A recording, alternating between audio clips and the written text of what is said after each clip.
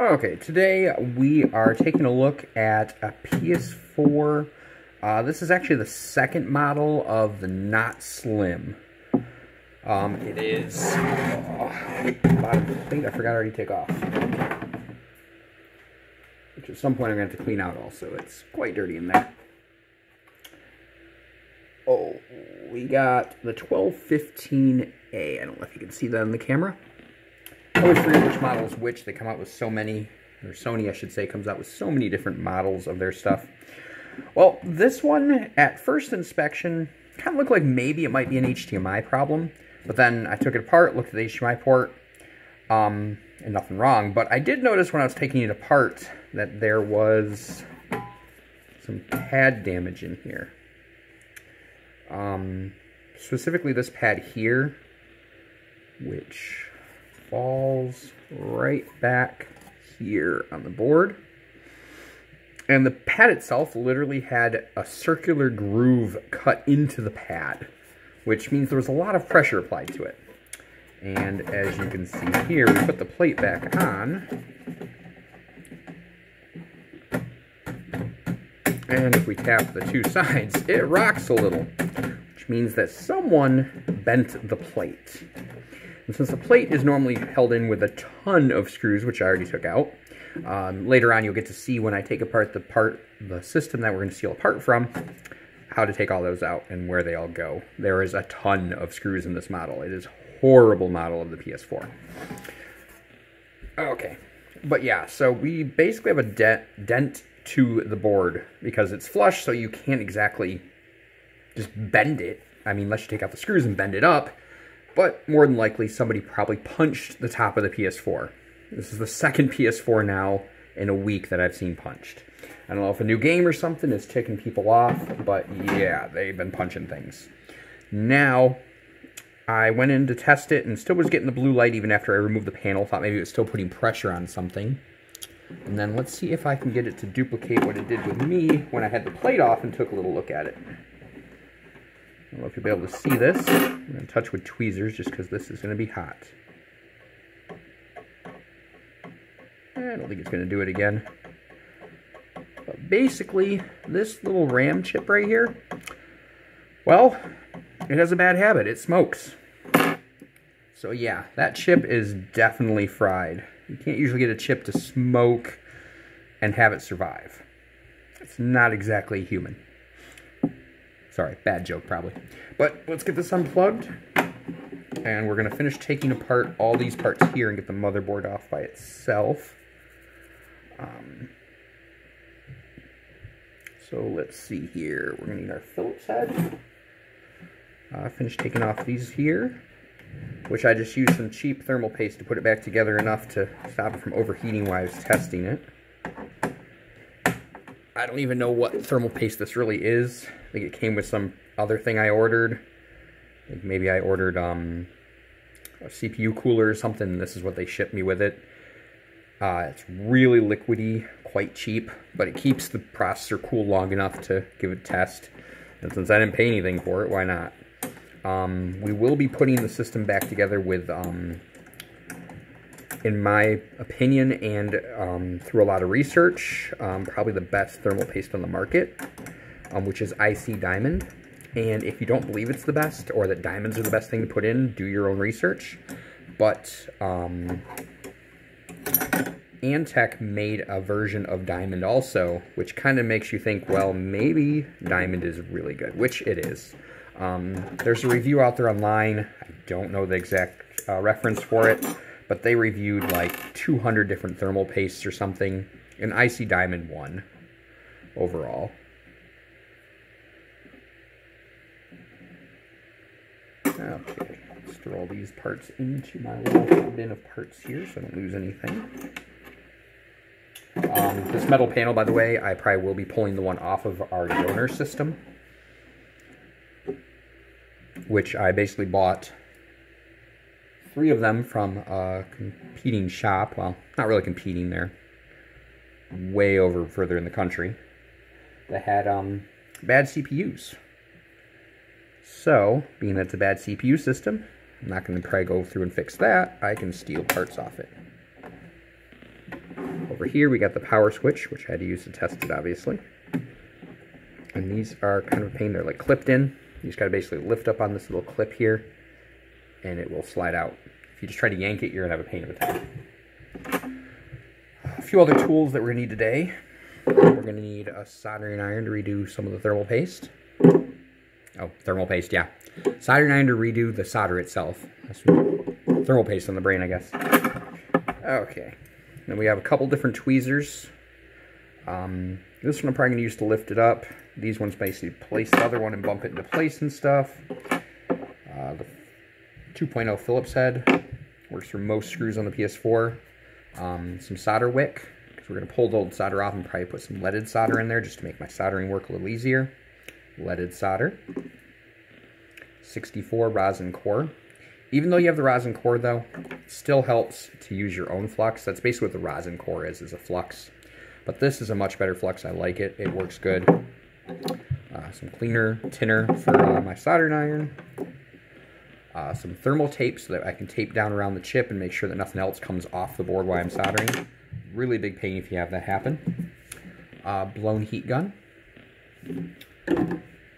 And let's see, I think I got everything off of here.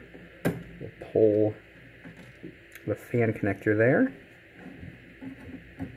You want to be careful when you're lifting up the board that you don't bend it too much, because sometimes the original thermal paste may be still on there pretty good. You may have to like kind of pry a little bit, just kind of keep flexing it like this, or else it'll pop up. Oops. Forgot when I was testing, I did have to connect the power supply. So we're going to have to break that bad boy back loose too.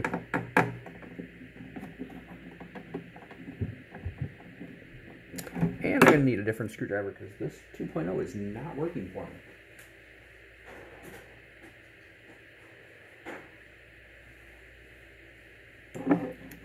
Sometimes you do need a little bit bigger bit, I guess, for some of them.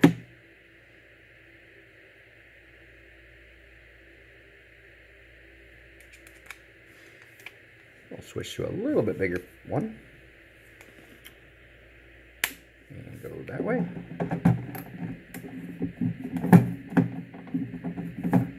I guess I tightened those a little bit too hard down for testing.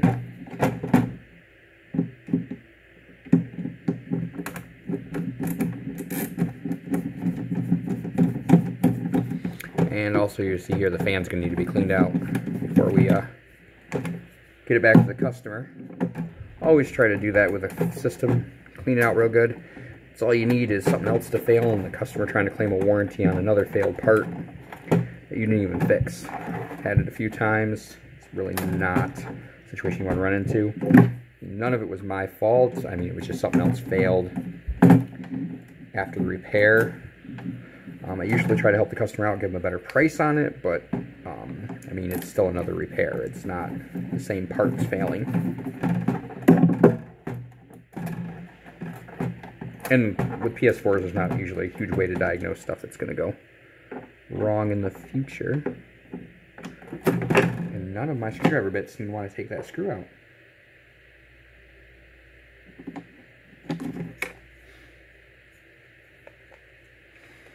I do think I might have stripped that screw the first time out. Well, I guess maybe using a 2.0 all the time is not your best bet. See, I don't like that because that's the PH2, fat 2, basically. PH for fat, I don't know. No, because this one's a pH 0, and that didn't do any good. So maybe I just need a sharper number 2. I swear, every different set actually has slightly different numbering scale for what they're putting together. I don't know. Well, if that screw doesn't come out of there, that's going to be a really big pain. Well, if you ever have a screw like that get stuck, what you do is you find a flathead that will fit right in between the lines of the screw, and there we go. You can usually get it come out anyways. And the easiest way to get these out, instead of trying to pick them out or dump them upside down, is literally just use this little metal plate here.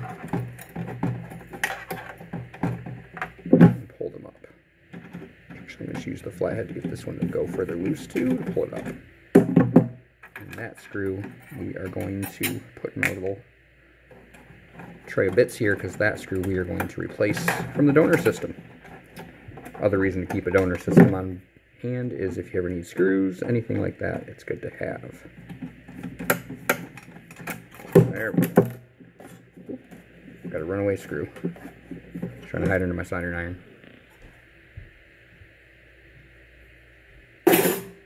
Throw those into my collection. We'll use the back side of the tweezers here. Pop the power supply up in there. And basically just stick it under here and pop up. You can use a pry tool or whatever you got on hand. You just disconnect this bad boy here. And there we go. Power supply out. Power supply seemed to be working just fine. I was getting power everywhere. Obviously enough power to make the RAM chip smoke at me. Just got all these little pull connectors. You always want to grasp them around the little blue connectors when you pull them up. I did not reconnect the Wi-Fi card here, or Wi-Fi antenna,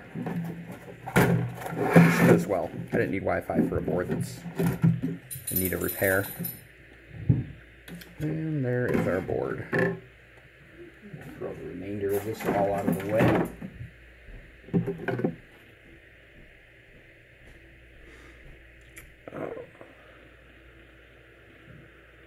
There's nothing else visible that we can see on the board. Make sure the chip didn't like smoke right through the board or anything, which looks clean on this side. Since the impact was on this side, hopefully not enough impact hit the processor, but obviously I can't test the processor until I replace the RAM chip. This little guy here, it's from right over here on the board. Very easy to lose. It actually is the back part of where that power supply screw came through at. You don't want to lose it because then you can't hook your power supply back in firmly. Lost one time. It was a pain. I had a donor system, but I had to take apart a whole entire system just to get that one part out. That's why I say it was a pain. I did notice up here it looks like there's a little bit of something on the board. It could be just leftover flux from when they soldered all this stuff, and it just has a little bit of grime on it now. It is pretty crunchy. I don't see anything leaking into that area. You'll notice that on boards, this crunchiness. Let's see, the board doesn't seem like it flexed too much or anything from the heat. Assume there's a lot of extra heat in that. You can kind of see where it's burnt. If you look at the chip next to it, it has a darker tone to it.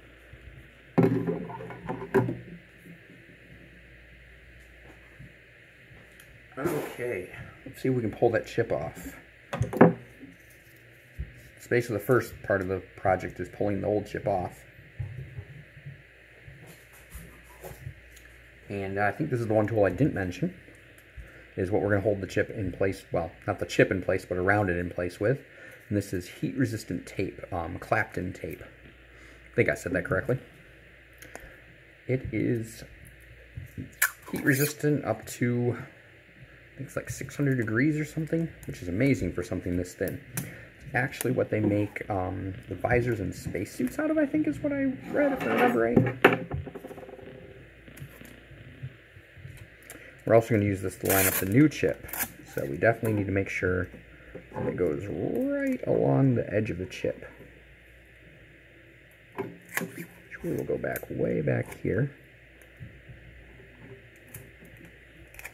I might end up doing this off camera just so I can get a good placement of my tape, because, sorry YouTube, but it is not worth messing up the repair to have it on camera. Until I get another camera. Which is why I tell everyone like and subscribe and stuff, and maybe YouTube itself will pay for my new camera. If you guys like my videos. If you don't really like it, I mean, you don't have to like, obviously, but I try to make good videos, and I try to show as much detail as possible on camera. Okay, I'm gonna take this off camera for a second.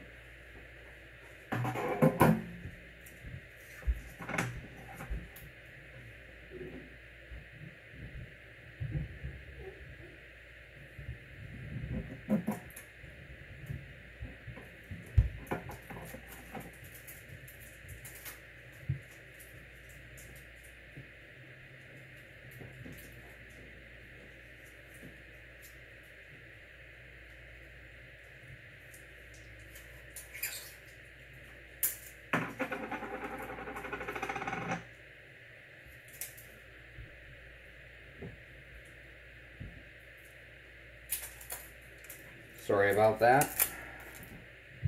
Your tape placement is extremely important on here.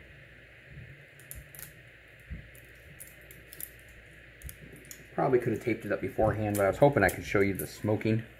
Here's our first layer of tape going across one way. As you can see, it's right to the edge, and we want to hold all those little components right under there down. So you got to rub it down nice and good. We're going to get more on there, though.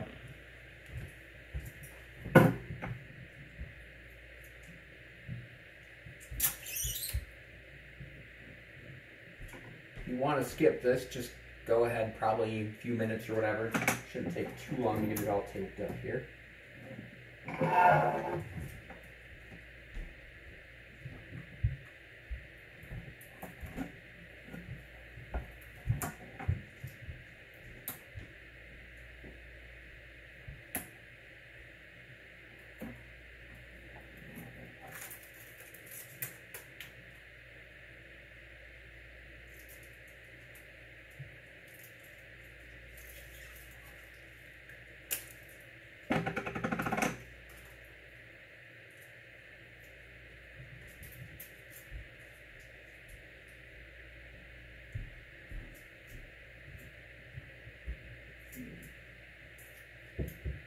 Okay, we got piece 2 of the tape on there.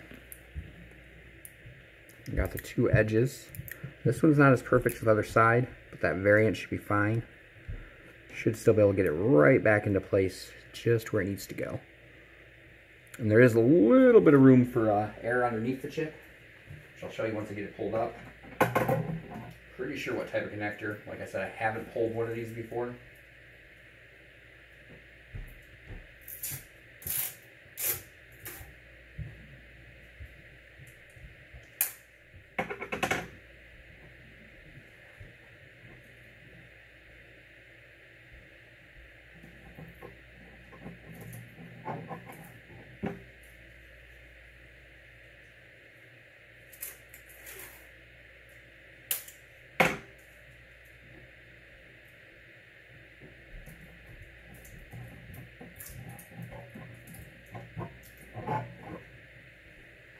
Okay, looks like we got pretty much most of our tape down here.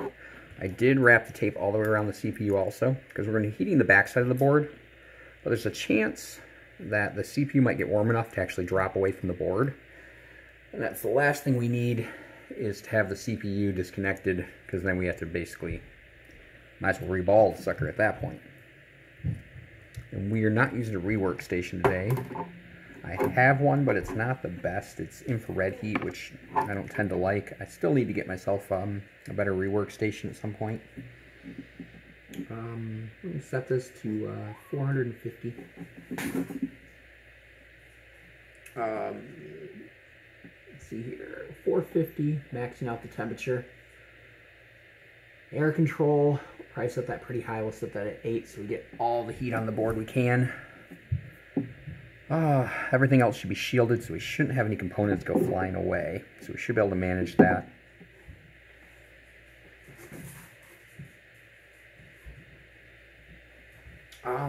So pretty much, I think we can get started heating up here. Get my, oops, sorry guys, bumping the mount. I don't think there's a video gone by yet that I haven't bumped it at least once. Another thing I'd like to get at some point, a better mount. But, like I said, I'm relatively new to YouTube, and I don't make money off YouTube, so I haven't really put too much money back into YouTube. And there are probably better videos out there, but hey, every video gives you maybe something new to look forward to, or look at in a video.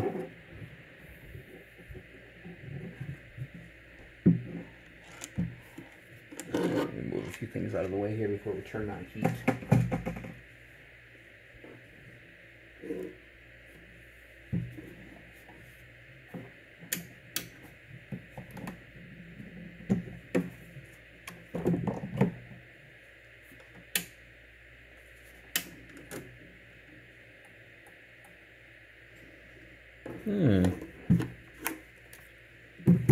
Well, this repair may be over pretty quickly.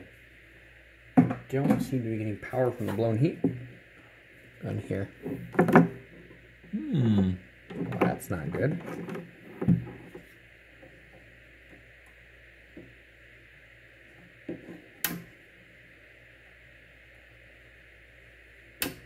I lost a fuse or something on it.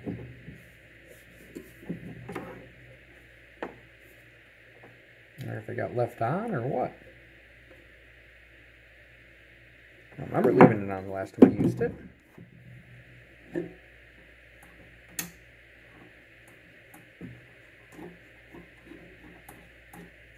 Huh. Well, that ends that quickly.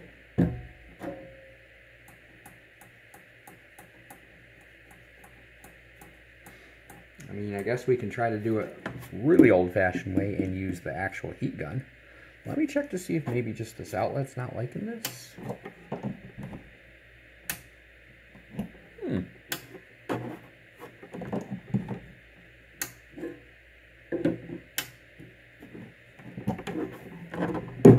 Yeah, that doesn't seem healthy.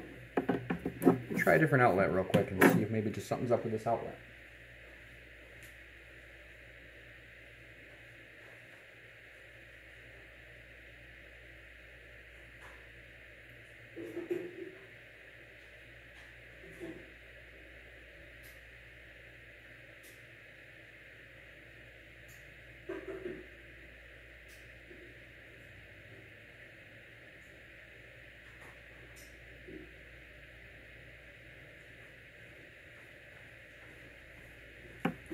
Well, that is sad. When a more expensive piece of equipment like this is not working, it is very sad. Just tried another outlet, still no good sign on anything. Well, there may be a repair video in the future of me repairing my quick 957DW. Oh.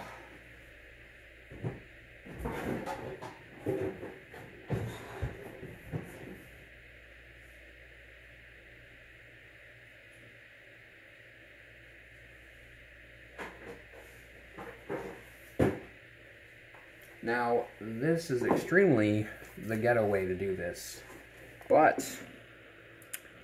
your standard heat gun will heat up enough to work like a soldering iron. Not probably recommended if you don't know what you're looking for, but this will definitely put out enough heat. Let's see, are we turned all the way up?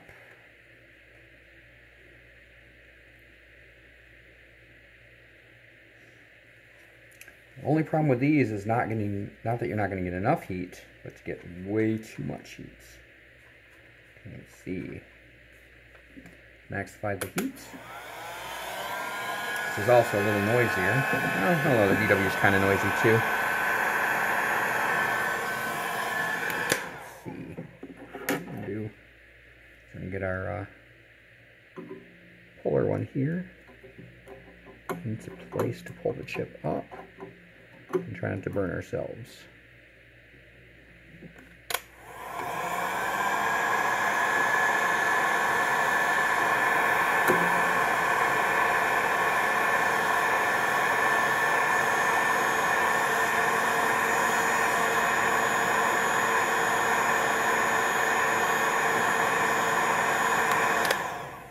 And this you definitely want to keep moving.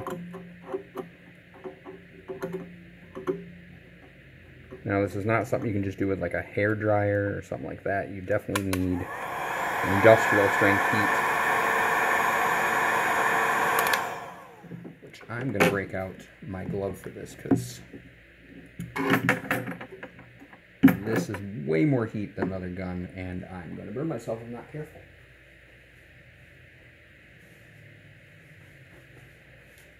This is just a mildly heat resistant glove.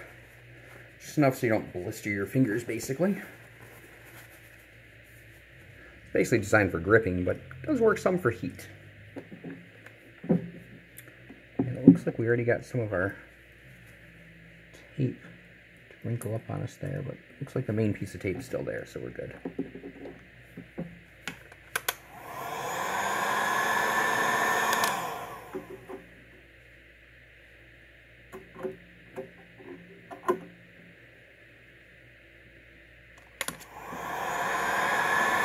And as you see, I'm just mostly getting the butt of the gun in your face there.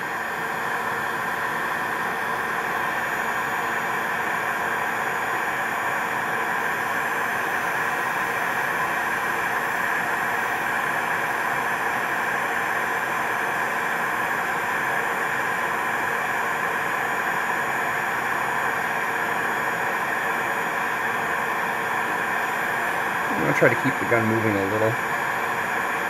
Blown heat's much easier because it's a much smaller nozzle. What I worry about with this is I'm heating a really large area where I don't want to be.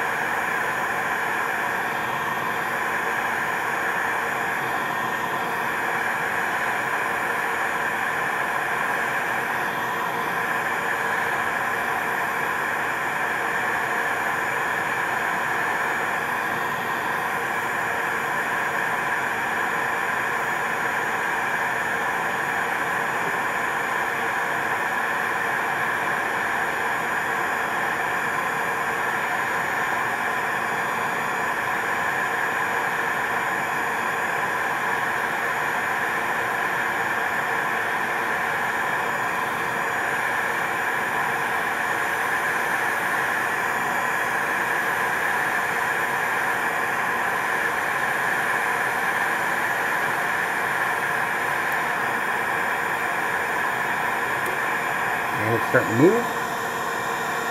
You get a good grip on it though. So the solder doesn't re-solidify back in where I don't want it, or bump any other components. Okay. And there's our chip. Hopefully we didn't pull any pads or anything.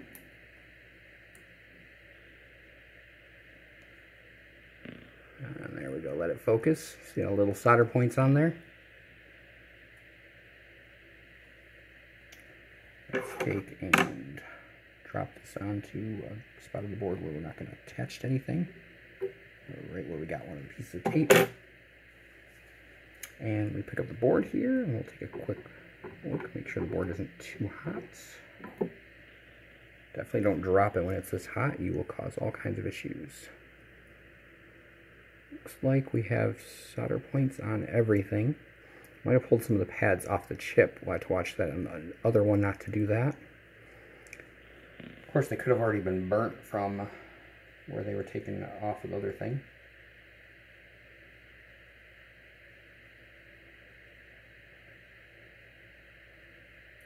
Almost looks like I may have to reball the chip, which is something I am not probably going to be able to do with the heat gun that I have on hand.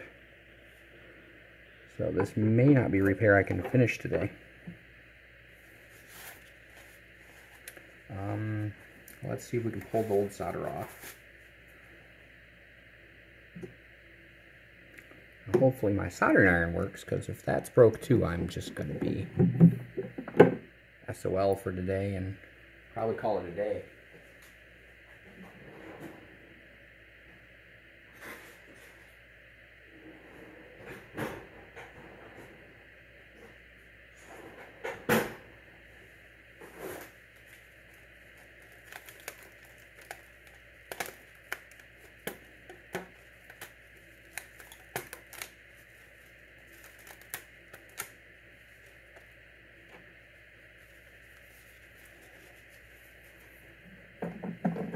I did have the soldering iron stop working a while back, but that was just a fuse, and it was because it got left on a little too long. But there's not an available fuse just to pull real quick on the VW, so hopefully there's an internal one or something that went. Okay, soldering iron looks healthy. That's good. At least one thing's working today.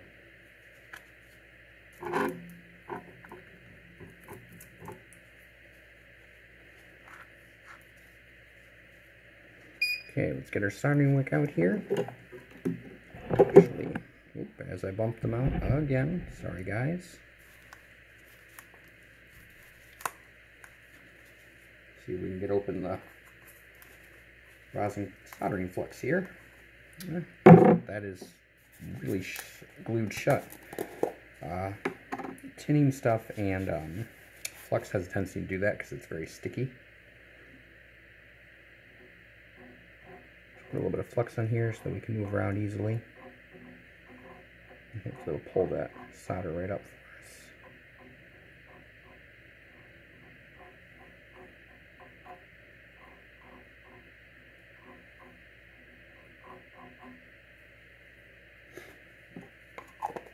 Doesn't take a whole lot, but you can never have really too much flux. Well, I guess if it's going all over the board, there's too much. Okay.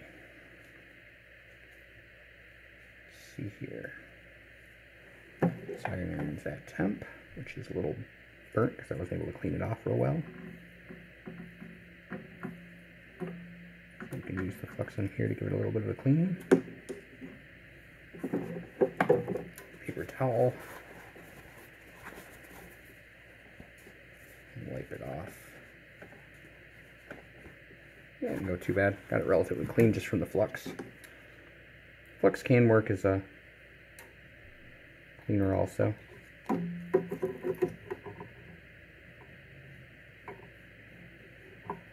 You basically just want to get this good and hot and then start sliding it around to pick up the solder off the board.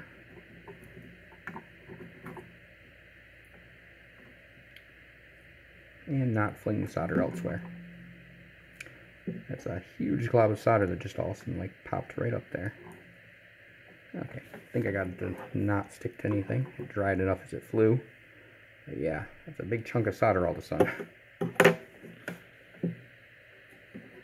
And flicking the solder off works, but not exactly something you want to do. Which I guess we can just get the solder to start melting before we use the desoldering wick on it.